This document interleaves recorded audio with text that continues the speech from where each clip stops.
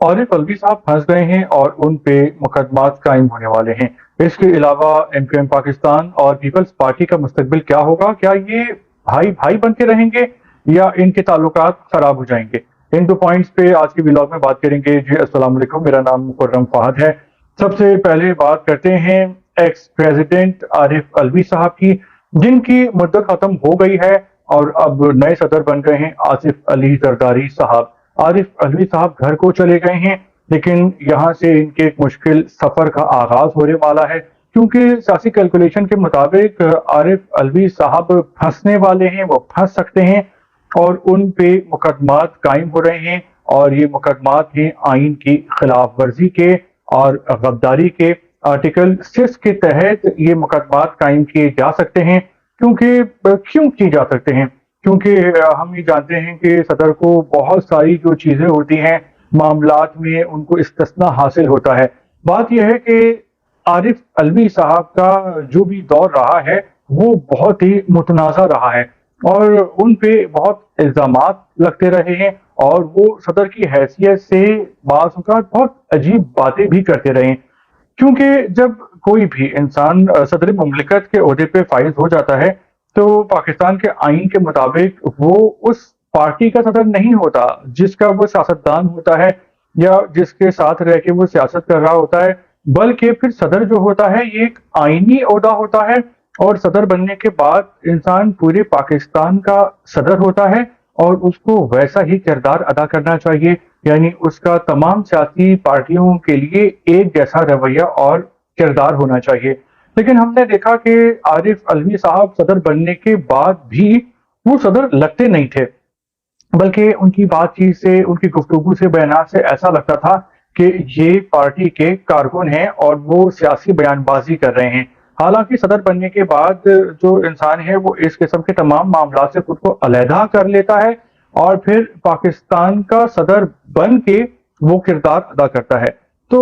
عارف الوی صاحب یقیناً خان صاحب کا دل جیتنا چاہتے تھے، جس کے لیے وہ اس قسم کے بیانات دیتے تھے عمران خان صاحب کو خوش کرنے کے لیے۔ لیکن کیا خان صاحب خوش ہوئے؟ خان صاحب خوش نہیں ہوئے۔ عارف الوی صاحب سے خان صاحب ناراض ہیں، کیونکہ عارف الوی صاحب نے کوشش تو بہت کی خان صاحب کا دل جیتنے کے لیے، لیکن وہ خان صاحب کا دل نہیں جیت سکے، کیونکہ خان صاحب کے بہت سے مطالبات ایسے تھے جو عارف الوی صاحب پورے نہیں کر سکے، جس کی وجہ سے خان صاحب عارف الوی صاحب سے ناراض ہی۔ اور ابھی ہم دیکھیں گے کہ جب وہ کراچی میں اپنے گھر کو آئیں گے تو پی ٹی آئی کا رویہ ان سے پہلے جیسا نہیں ہوگا، نہ ہی کارکنوں کا اور نہ ہی عمران خان صاحب کا پی ٹی آئی پر اب ویسے بھی جو ہے وہ وکیلوں کا بول بالا ہے، اجارہ داری ہے، خان صاحب کو جیل میں ہیں اور وہ وکیلوں کو آگے لے آئے ہیں۔ بلکہ جو پی ٹی آئی کی کریم تھی جو 2018 میں الیکشن جیت کے جس نے حکومت بنائی تھی، تو وہ اب تو اکثر خان صاحب کو چھوڑ کے جا چکے ہیں۔ تو عارف الوی صاحب کا اگر ہم دور کہیں کہ پاکستان کے وہ متنازع ترین صدر رہے ہیں اور ان کا دور جو ہے وہ کنٹروورسی سے پر رہا ہے، تو یہ بالکل ٹھیک ہوگا، اور سیاسی کیلکولیشن کے مطابق ان پہ مقدمات قائم ہو سکتے ہیں۔ یہ نہیں کہوں گا کہ ہونے والے ہیں، یہ کہوں گا کہ ہو سکتے ہیں، اور یہ ایک سیاسی کیلکولیشن ہے، اور ہم عنقریب جو ہے یہ دیکھ سکتے ہیں۔ اس بات کا فیصلہ وقت کر دے گا عنقریب۔ اس کے علاوہ خان صاحب نے IMF کو خط لکھوایا تھا، اور IMF نے اس کا جواب دے دیا ہے۔ آپ کو پہلے ہی بتا دیا تھا کہ IMF اس بات سے بالکل کنارہ کشی اختیار کر لے گا اور خان صاحب کے خط کا پازیٹیو جواب نہیں دے گا۔ خط یہ تھا خان صاحب یہ چاہتے تھے کہ پاکستان میں الیکشن میں دھاندلی ہوئی ہے، اس لیے IMF پاکستان کو مجبور کرے کہ وہ اس بات کی تحقیقات کروائے۔ تو IMF نے جواب دیا ہے کہ وہ ایک مالیاتی ادارہ ہے اور وہ ملکوں کے جو سیاسی معاملات ہیں اس میں انٹرفیئر نہیں کر سکتا اور نہ ہی کرنا چاہتا ہے۔ ویسے یہ خط لکھ کر جو ہے وہ خان صاحب پہ اور پی ٹی آئی پہ ایک اور بوجھ آ گیا ہے، کیونکہ بات یہ ہے کہ یہ پاکستان کا اندرونی معاملہ ہے اور اس میں تمام سیاسی پارٹیوں کو خود ہی اپنی سیاسی جد و جہد کے ذریعے ان معاملات کو سالو کرنا چاہیے۔ اگر آپ کسی تیسرے ملک کو یا کسی ادارے کو انوالو کر رہے ہیں تو یہ قانون کے مطابق غیر ملکی مداخلت سمجھی جاتی ہے۔ اور خان صاحب کو جو اس بات کے نعرے لگاتے رہے ہیں کہ کیا ہم کوئی غلام ہیں اور وہ جو حقیقی آزادی والی وہ جو بات کرتے تھے، اور وہ خود ہی جو ہیں وہ آئی ایم ایف کو انوالو کرنا چاہتے تھے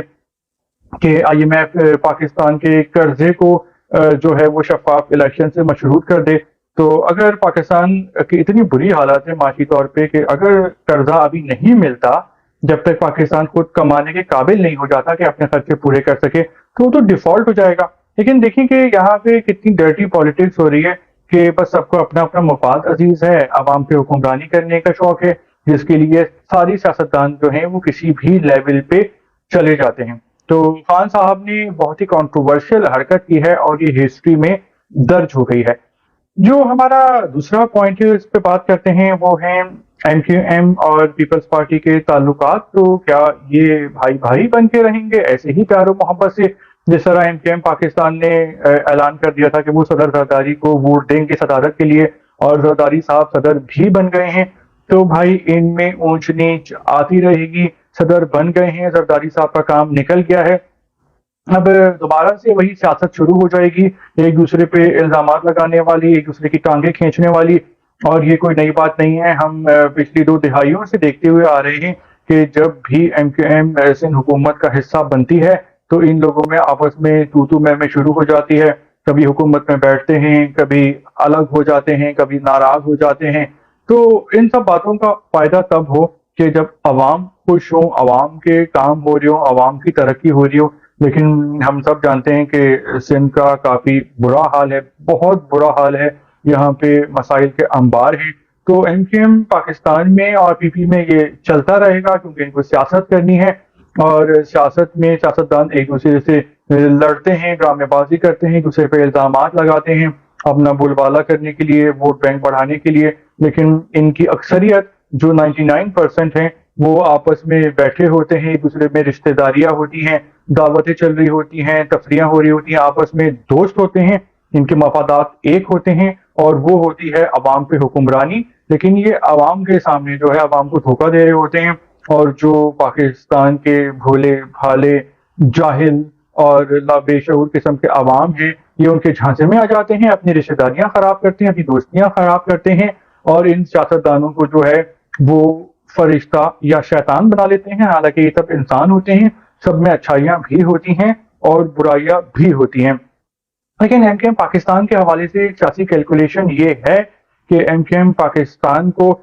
عنقریب جو ان کی جو منشور کا حصہ تھا پوائنٹ کے بلدیاتی اداروں کو، لوکل گورنمنٹس کو اختیارات دی جائیں، تو یہ ہم دیکھیں گے کہ عنقریب جو ہے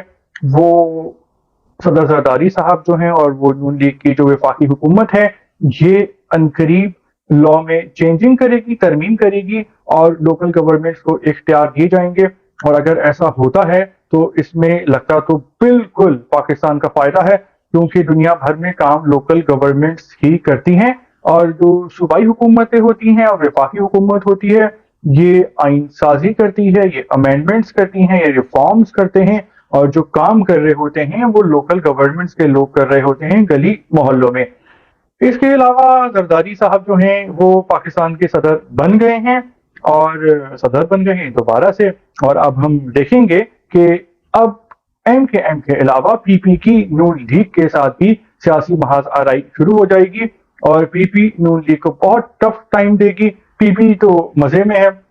کیونکہ صدر بھی زرداری ہیں اور سندھ میں بھی حکومت ہے، اور جو اصل نزلہ گرنے والا ہے اب بوجھ کا، ذمہ داریوں کا، وہ شہباز شریف صاحب پہ ہوگا، اور لگتا یہی ہے کہ ان کا ووٹ بینک اب مستقبل میں مزید کم ہوگا۔ زرداری صاحب وہ سیاست کر رہے ہیں وہ ذاتی حوالے سے بڑی زبردست کر رہے ہیں، کیونکہ انہوں نے پہلے ہی بتا دیا تھا کہ جو وزیر خارجہ پی ڈی ایم کی حکومت میں ہوں گے پہلی والی میں، وہ بلاول بھٹو صاحب وہ بن گئے۔ صدر بننے کے لیے انہوں نے کہا تھا کہ اس حکومت میں وہ ہوں گے، بن گئے۔ زیادہ تر لوگ سمجھ رہے تھے کہ نواز شریف صاحب وزیر اعظم بنیں گے، اس وقت زرداری صاحب نے اشارہ دے دیا تھا کہ جو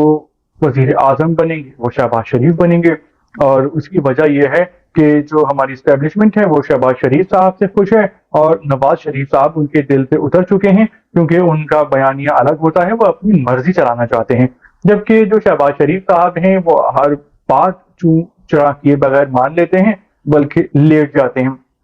اور اگر دیکھا جائے تو جو پاکستان کے حالات ہیں تیسری دنیا کا ملک ہے پاکستان، تو اس میں ایسا ہی ہونا چاہیے. پہلے آپ کام کریں، عوام کی خدمت کریں، دل جیتیں، اور پھر آہستہ آہستہ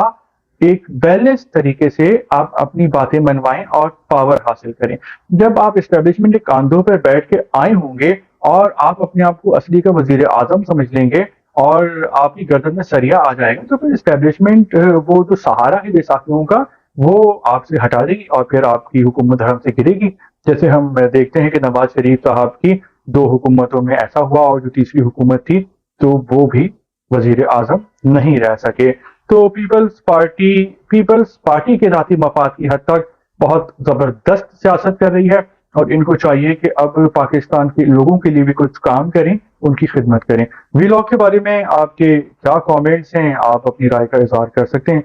باقی آپ وی لاگ کو لائک کرتے ہیں، شیئر کرتے ہیں، سبسکرائب کرتے ہیں. بہت شکریہ دیکھنے کا.